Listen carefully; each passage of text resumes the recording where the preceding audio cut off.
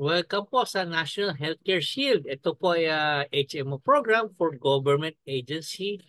Ako po si Roberto Prudente, Certified Associate Financial Planner representing Kaiser International Health Group. Ano nga bang Kaiser, no? And at a glance, ito po ang Kaiser. Kaiser International Health Group is a top-tier HMO and we offer high-quality, comprehensive, short-term healthcare solutions to a diverse range of clients, including large government groups. It's also the only provider of long-term healthcare solutions. Yung National Healthcare Shield naman po is designed to cater to the needs of government employees and designed to provide benefits even for high-risk cases including pregnant women, senior citizens, and persons with disabilities. No? Meron po tayong 5-point healthcare program. May inpatient benefit, may outpatient benefit, emergency care benefit, annual physical exam, and dental benefit. Ngayon po, at a glance, no, pag-usapan po natin ang ating Kaiser na National Healthcare Shield. No? So tingnan po natin, meron po kaming handout kasi itong handout hindi namin iabot sa inyo. So explain ko na lang po yung aming handout. Ito po ay quick overview ng benefits ng Kaiser. No? Unang-una po ang ating Kaiser National Healthcare Shield ay may 5-point health card benefits. Eligible pong principals o yung ating government employee na 18 to 65 years old at covered po yung pre-existing conditions. Ibig sabihin po, kung meron tayong mga existing sakit, meron tayong hika, meron tayong high blood, meron po tayong diabetes, lahat po yan covered. May kidney disease, covered. May sakit sa puso, covered. Pre-existing conditions are covered. Tapos doon po sa ating preventive healthcare, yun po yung unang-una natin, no? Ang preventive healthcare natin ay para habang hindi pa nakikita yung sakit, ginagamot na po natin. Kaya po preventive healthcare natin ay may annual physical examination. Kasama po yung tinatawag na basic 5, no? Yung ating physical examination, complete blood count, urinalysis, fecalysis, chest x-ray. Tapos po, meron po tayong ECG o electrocardiogram for adults above age 40 or if prescribed. No? Meron din po tayong pap smear for women above age 40 and above or if prescribed. At kung meron pong dagdag na test na gustong isama yung ating accredited physician, maaari po natin isama yun sa ating annual physical examination. Ngayon po, marami tayong mga counseling, health education counseling on diet, exercise, health habits, and family planning. Meron din po tayong active vaccines for tetanus, animal bites, and treatment. So yun po yung number 1 sa ating 5-point health card services. Tingnan po natin yung number 2. Meron po tayong inpatient care. No? Inpatient care, ibig sabihin po nun, yung confinement. At ang confinement natin ay nasa semi-private rooms in accredited hospitals up to 800 pesos po. Ngayon, ang simple na is ang ating inpatient care yung hospitalization ay no deposit on admission. Semi-private room up to health 800, ibig sabihin hanggang 800 pesos.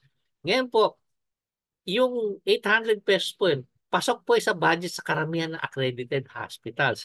Siyempre po, kung tayo sanay mag-private, hindi kakasya yung 800.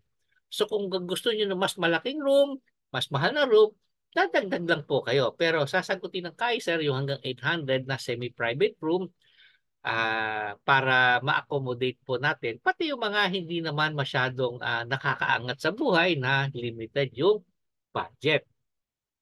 Sa ating inpatient care, kasama po yung operating room, kasama yung recovery room, administered medicines, kasama yung x-ray and laboratory examination, hanggang MBL po, hanggang maximum benefit limit. At kasama po yung confinement sa ICU, kasama yung dialysis, chemotherapy, saka radiotherapy, at siyempre yung doctor's fees. No? So lahat po na ginagastos natin sa loob ng ospital ay sasagutin ng inpatient care hanggang sa maximum benefit limit. Meron lang pong konting mga limitations na i-discuss na nakikita doon sa ating kontrata. So yun po yung number 2. Number 3 po natin yung outpatient care. Ito pong outpatient care ay yung mga pagbisita natin sa doktor na hindi kailangan na ma-hospitalize o ma-confine sa ospital. So, regular consultation and treatment, hindi lang po kasama yung prescribed medicine. Kasama po yung laboratory, X-ray examination, treatment of minor injuries and surgery not requiring confinement. At ito po, specifically sabihin natin, kasama po yung EENT, eyes, ears, nose, and throat. Kasi po yan ang karamihan na pangangailangan sa outpatient medicine. No? Kaya nga po special siya EENT kasi madalas po nandun yung ating problema. Kasama rin po yung physical therapy hanggang 10 sessions at ito po para sa mga pregnant women, meron po tayong pre- and postnatal check-up monthly. Para sa ating emergency services, no, yung number 4 natin, meron po tayong physician services, medicines used during treatment or for immediate relief. Meron po tayong yung magamit na cast, dressings and sutures, oxygen sa IV fluids. Kasama rin po yan, kasama yung ating mga test, X-ray laboratory, and other diagnostic examination directly related to the emergency management of the patient. So yun po yung ating number 4. Tingnan natin yung ating number 5, no?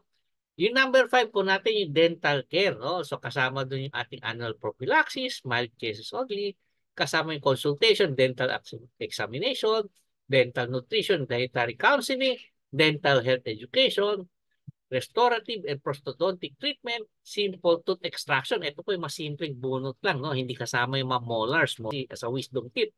Kasi yun po ay surgery na. Kasama rin po yung simple tooth adjustment of dentures, kasama yung recementation of loose crowns, inlays and onlays, kasama yung temporary filling, unlimited po yun as needed. At ang idinagdag po namin, meron po tayong permanent filling up to 2 surfaces. Meron din po tayong financial care assistance, no? In the event of death or injuries or loss of limbs or of the member through natural or accidental means, Kaiser International Health Group will provide up to 20,000 financial care assistance to the family of enrolled member. Ang ating room and board para sa principal, ang principal po again yung government employee, yung dependent ay yung mga tao na nagde-depend sa ating principal member. So pareho po yan na ang room and board ay semi-private hanggang 800, pero po yung 7,000 ng ating principal, katumbas ay 75,000 maximum benefit limit per illness. Pero po sa ating dependent ay 10,500 or 50,000, 50% higher. 75,000 per illness. Kasi po traditionally yung ating dependent ay mas mataas yung utilization ng health services. Yung nabanggit ko po earlier, may access po tayo sa major hospitals like Asian Memorial Medical Center, Cardinal Santos Medical Center, Cebu Doctors Hospital, Chonghua Hospital, Makati Medical Center, St. Luke's Medical Center, The Medical City, saka University of Cebu Medical Center. So yun po yung ating 5-point health card benefits plus yung 1 na financial care assistance. Ngayon po, ano ba yung mga frequently asked questions tungkol sa Kaiser, no? Sinong nangangailangan ng National Healthcare Shield, no? Sabi po ni President Bongbong sa Executive Order number 64, Series of 2024, Section 7, Medical Allowance, sabi niya ay beginning fiscal year 2025, a medical allowance in an amount not exceeding 7,000 pesos per annum shall be granted to each qualified government civilian personnel as a subsidy for the availment of HMO-type benefits. So ito po ay subsidy kasi po yung ibang branches of government sa legislative saka sa judicial, meron na po silang mga HMO benefits. So dahil po sila meron, para fair naman po sa ilalim ng ating Salary Standardization Act, bigyan din po natin ng HMO type benefits yung nasa executive branch of government.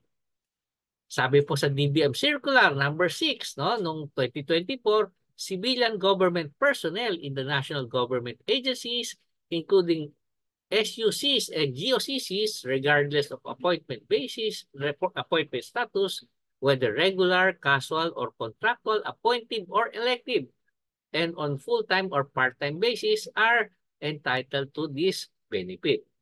This circular also covers employees in LGUs and LWDs. LWDs ay local water districts. So ulitin po natin, definition ng ating National Healthcare Shield. Meron po tayong health benefits for high-risk cases such as pregnant women, senior citizens, or persons with disabilities. Ito po ay HMO coverage na pang 12 buwan. May pre- and postnatal check-up para sa pregnant, covers age 18 to 65 para sa senior, covers pre-existing illnesses para sa mga persons with disabilities at yung general population. Specifically, kasama po yung inpatient benefit, outpatient benefit, emergency care benefit, annual physical exam, and dental benefit. At meron po na number 6 natin, yung financial assistance in case of member's death or dismemberment through natural and accidental means, no? Sinong eligible sa ating NHS? Government agencies using non-procurement mode for enrollment. Saka yung ating government employees, associations, unions, and groups representing government employees. Ang group applicant po dapat may authorized or designated signatory representing their respective government institution or office or agency.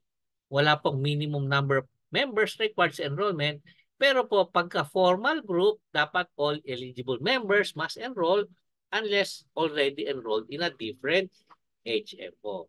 Lahat po ng application natin, syempre po yan ay subject sa underwriting guidelines and approval, pero commonly po ang main criteria ay yung ating age eligibility. So yan po yung ating short version, National Healthcare Shield at a glance. Maraming salamat po. I am Roberto Prudente, Bobet for short, a certified associate financial planner, speaking in behalf of Kaiser International Health Group. Maraming salamat po.